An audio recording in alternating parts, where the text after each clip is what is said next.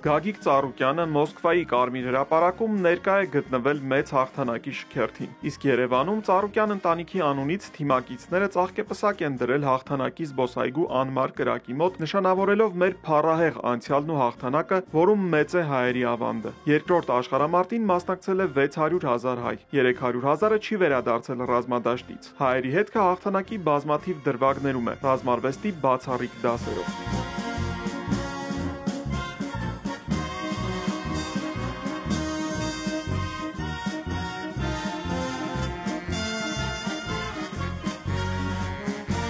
Շնորհավորում եմ մեզ բոլորիս հաղթանակի 80-ամյակի կապակցությամբ։ Այս հաղթանակը շատ մեծ կարևորություն ու նշանակություն է ունեցել մեր ազգի համար։ Ես կուզենամ առանձնահատուկ նշել հայ ազգի դերն ու նշանակությունը հաղթանակի կերտման հարցում։ Մենք այստեղ ենք մեր թիմակիցների, մեր ընկերների հետ միասին պարոն Գագիկ Ծառուկյանի անունից ծաղիկներ խոնարհելու հայրենական մեծ պատերազմում զոհերի հիշատակին։ Հետագա սերունդները ոգեշնչվում են նման հաղթանակներով եւ իմ կարծիքով մեր սերունդը առավել քան երբևէ